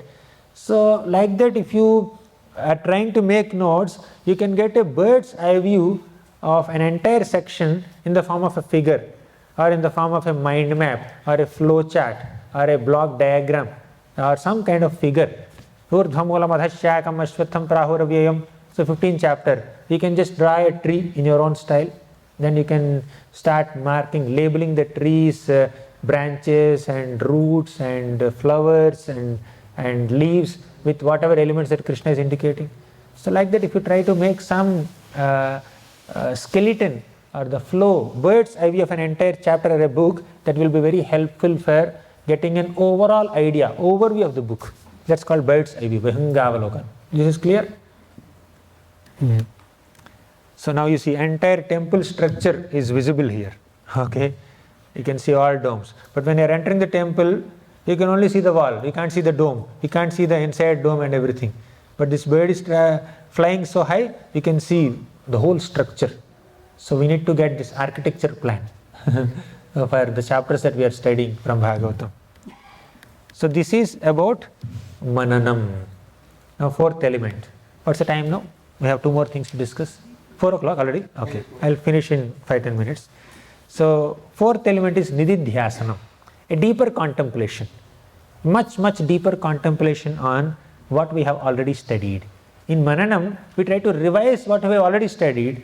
In Nididhyasanam, we try to reflect on it. We try to absorb more. Like you see, a child is there. He is just drawing ABCD. A, B, C, D, E, F is there. He is just drawing A, B, C, D, but he is not identifying this is A, this is B. So the teacher writes A and B and gives to the student. Okay, practice it. And he will write A, B. But he is not saying A, B. So next day the teacher asks, write A, he is blank. Write B, he is blank. Write C, he is blank. Right? Because he just drew it. He could never relate the sound of the alphabet with the figure of the alphabet, the pictorial representation of it. Similarly, we may read so much Shastra, we may not be able to apply the Shastra. We may not be able to use it in our practical life if we don't reflect it. Therefore, Prabhupada says that we shouldn't just simply remember things. Instead, we must process and analyze the acquired information with our own intelligence. This is called Nididhyasanam. In your Bhakti Shastri, Bhakti Vaibhav, all the closed book exams are supposed to be Mananam, and all the open book exams are supposed to be Nididhyasanam. Okay, and presentations also. So deeply contemplate or introspect on what you have already studied. So Prabhupada said, we shouldn't blindly follow something. Instead, we must understand things with logic and reason. That requires deeper contemplation. 4-line shloka. The acharyas are giving 4-page purport. Where is it coming from? From their Nididhyasanam, from their contemplation. This is not a product of speculation, it is contemplation. Okay? Such expansion of knowledge is not speculation or mental concoction, it is their realization. We need to read between lines in line with the acharya's teachings. Okay? So that's contemplation. Then next comes Kirtanam, but because it's already 4 o'clock, I'll take this Kirtanam tomorrow. Or should I complete it? No? Okay. 5th element is Kirtanam. After learning the scriptures through the first 4 aspects, Shravanam, Pathanam, Mananam and Nididhyasanam, we also continue to learn by Kirtanam. When you start explaining what you have understood, you will understand it better. And others also will understand whether you understood it or not. Right? When we don't understand something and when we try to speak it out, people will understand that we have not understood it. But if we are presenting things with understanding, even if they don't understand, they understand that we understand. Right? So when we are speaking something, we may not be eloquent. We may not maybe using the right words also, but still people will get a sense that he understood it. Okay? Your demeanor reflects your understanding. There is confidence in your presentation. So we continue to learn Shastra more and more and more when you start speaking it out.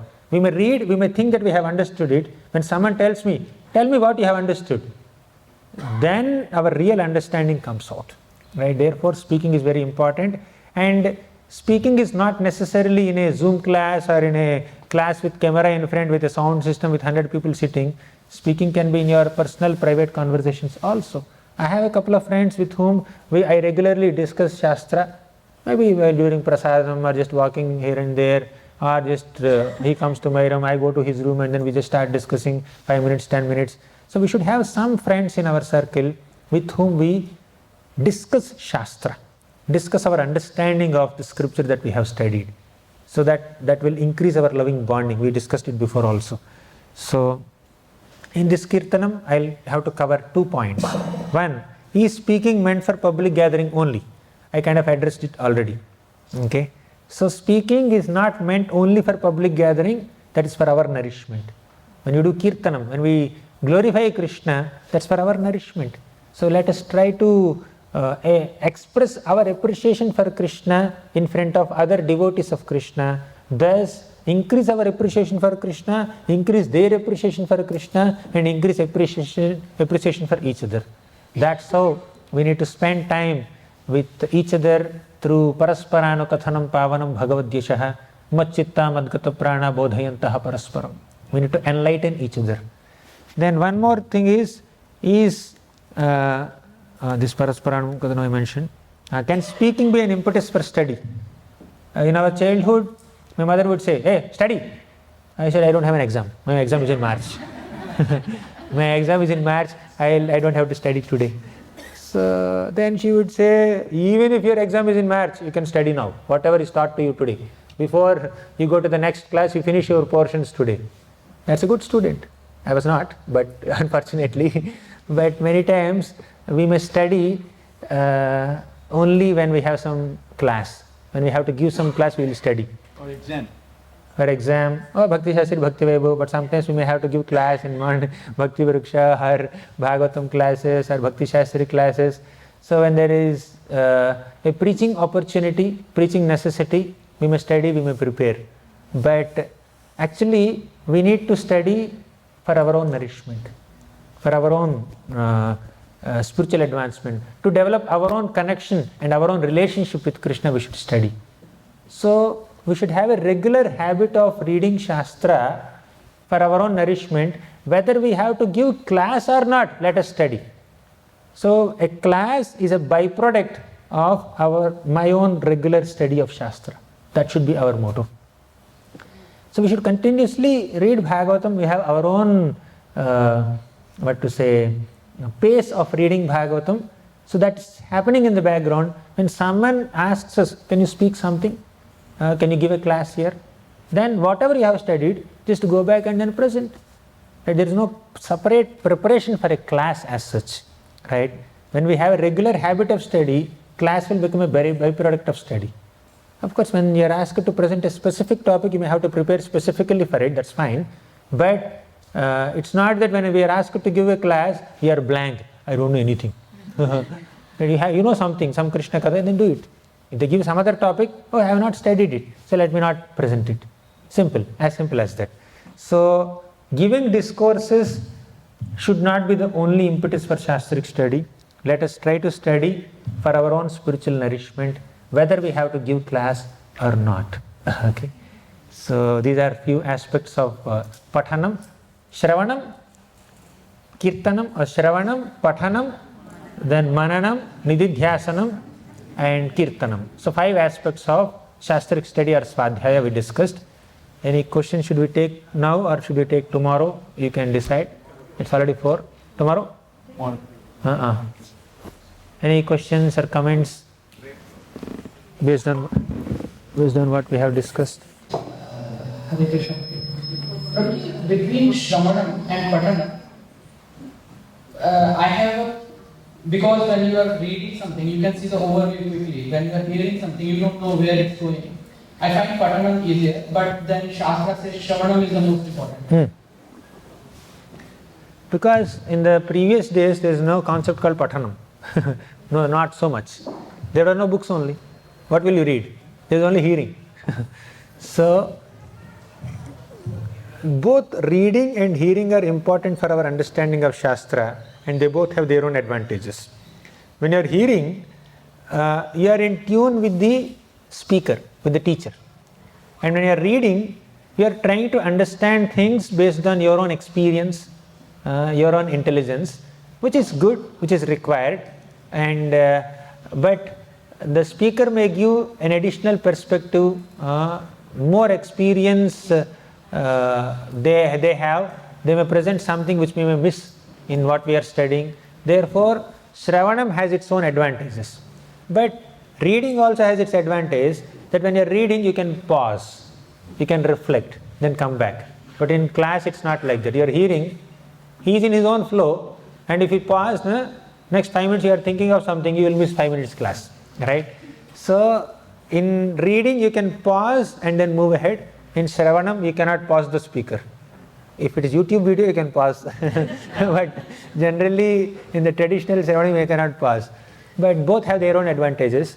So, this Shravanam and Pathanam together will equip us with a more wholesome understanding, right? So, we get more perspectives and more inputs and more insights from experienced teachers. At the same time, we also try to reflect deeply and then try to learn it. Prabhu, like in Navadha Bhakti, Pathanam doesn't come anywhere. Can we keep it somewhere near Shravanam or not? No, it's same. Basically learning. I mentioned, right?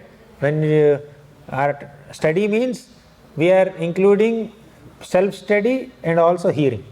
The Shravanam, Pathanam, both we are mixing. There is one shloka which I did not quote.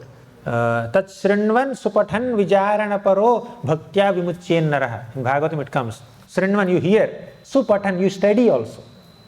Vicharana Paro means you do Mananam and Nididhyasanam. All 4 elements are present in this last shloka of Bhagavatam, last canto, last chapter. Okay, Srimad Bhagavatam Puranam Amalam Yad Vaishnavanam Priyam Yasmin Paramahamsamekam Amalam Gnanam Param Giyati Tatra Gnana Viraga Bhakti Sahitam Naishkarmyam Avishkritam Tat Shrinvan Supathan Vicharana Paro Bhaktya Vimuchyen Naraha. Okay, Shravanam, Kirtanam, Pathanam, all these are there in that shloka. Thank you. Any other question? Hare Krishna. I'm sorry if I missed it, but about Nididhyasan, when you were saying Nididhyasanam, that the child, you gave that example, he can't write A. So I was wondering, when you're reading, and then Nididhyasana is applying. So how can we do it? Nididhyasanam is basically deeper contemplation. Say reading, I gave that example, right? Like Vasudeva and Nanda Maharaj they were conversing. They said because of Chitra Karma, because of unique karmas, all the two people love each other, they cannot stay with each other. I mentioned that, right? So when you're reading that, you start reflecting on your own experience of losing your beloved personality. You had good friends and you got separated for some reason. They had their karma, we have our karma, we could not stay together.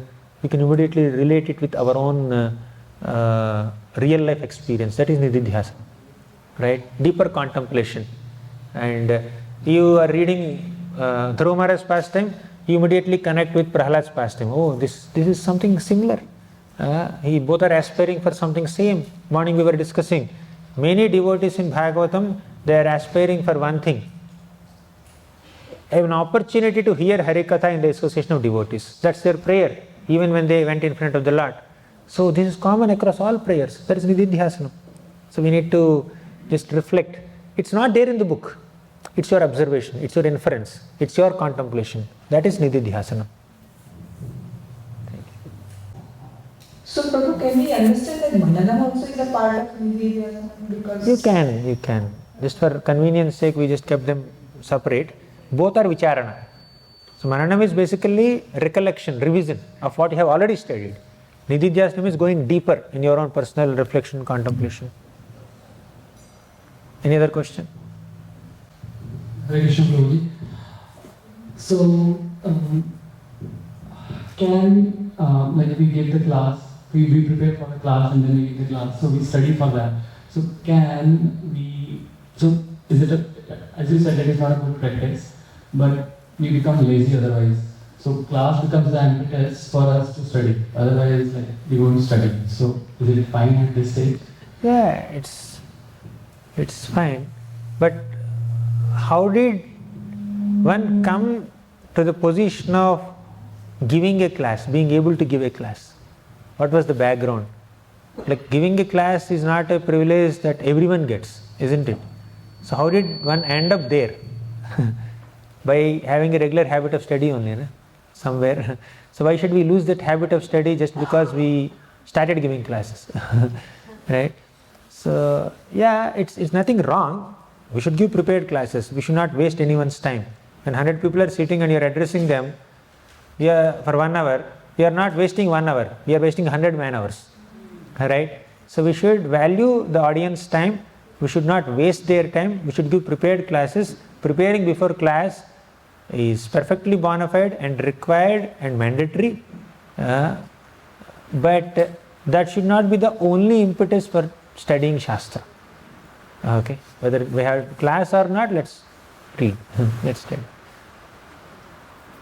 Any other question? Hare Krishna Prabhu, thank you so much, and it was a wonderful class. Just wanted to ask you about prioritization. So you mentioned in prioritization, like early in the morning, you were actually doing the Sanskrit study first. And then doing the chanting. So my question is, when you're trying to prioritize like chanting, deity worship, and the Sanskrit study, what should be the order? Because you have to go to work and everything. Obviously, chanting, we hear like that is a must. First thing. But when you're trying to prioritize between the three, what should be the order? In those days, we were able to study because separate chanting time is allocated to us. So we are confident, okay, after Mangalarti we can chant, we have sufficient time till breakfast. Therefore we studied. But now we can't afford to do that. We can't afford to allocate that slot for study. So chanting is always priority, as you said. But as far as comparison between deity worship and study, I would say it also depends on the need of the community, need of the temple.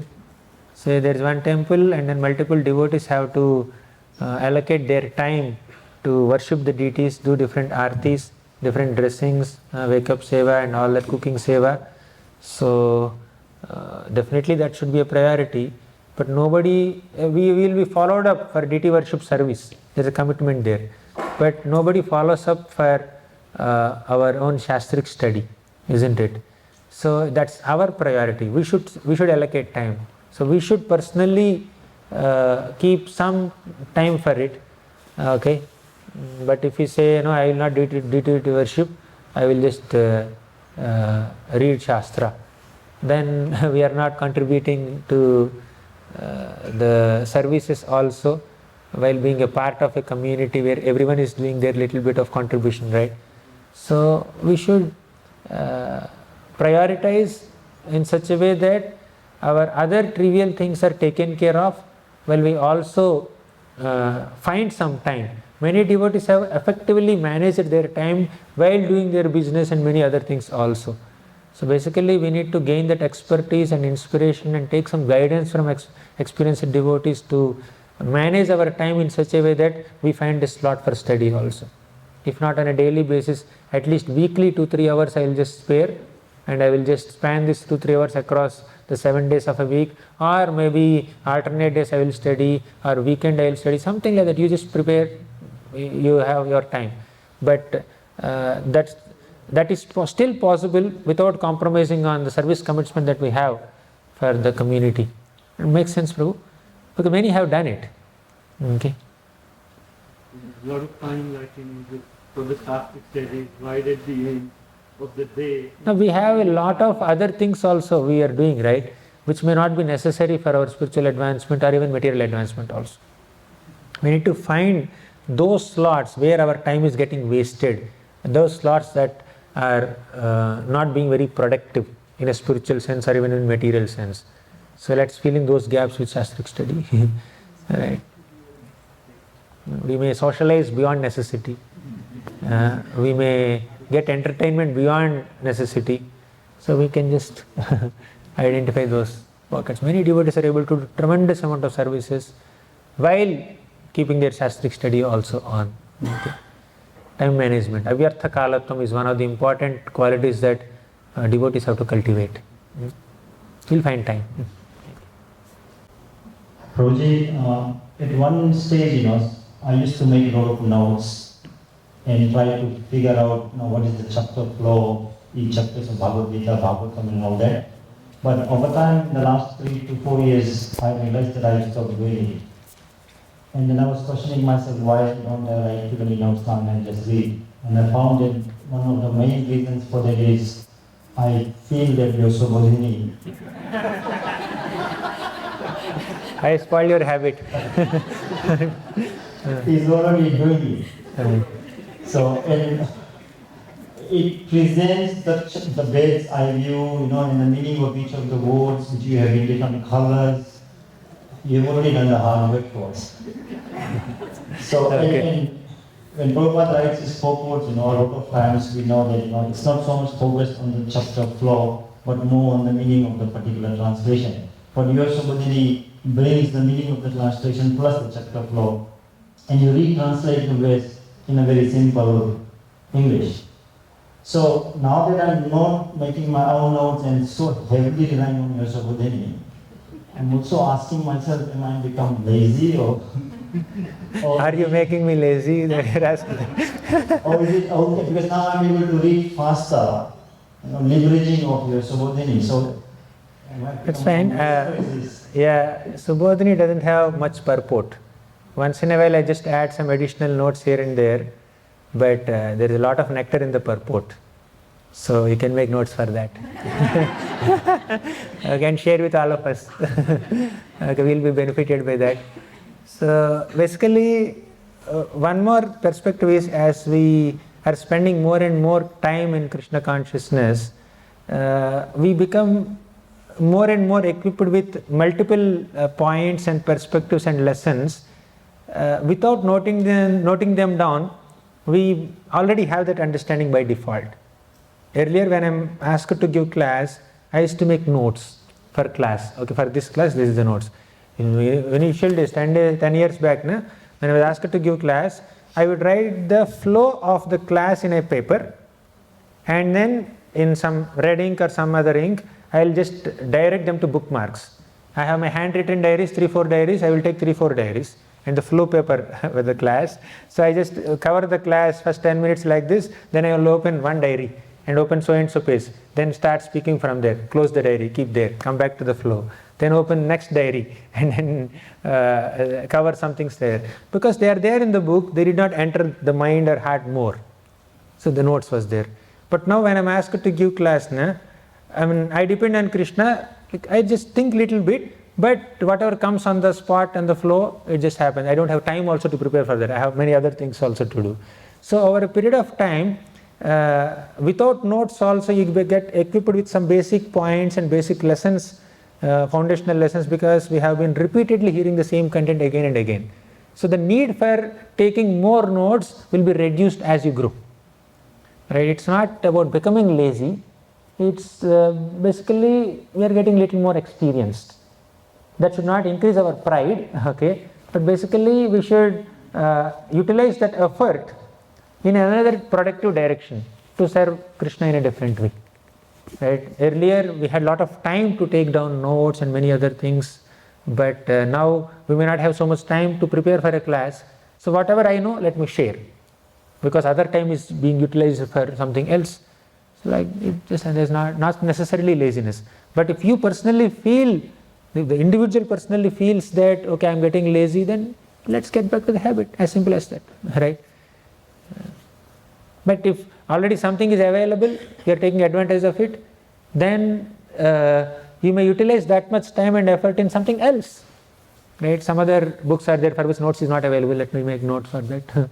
Or something else where PPTs are not available. Let me make PPTs for that. So like that. I hope it makes some sense. Huh? I'm eagerly awaiting for your purports about it.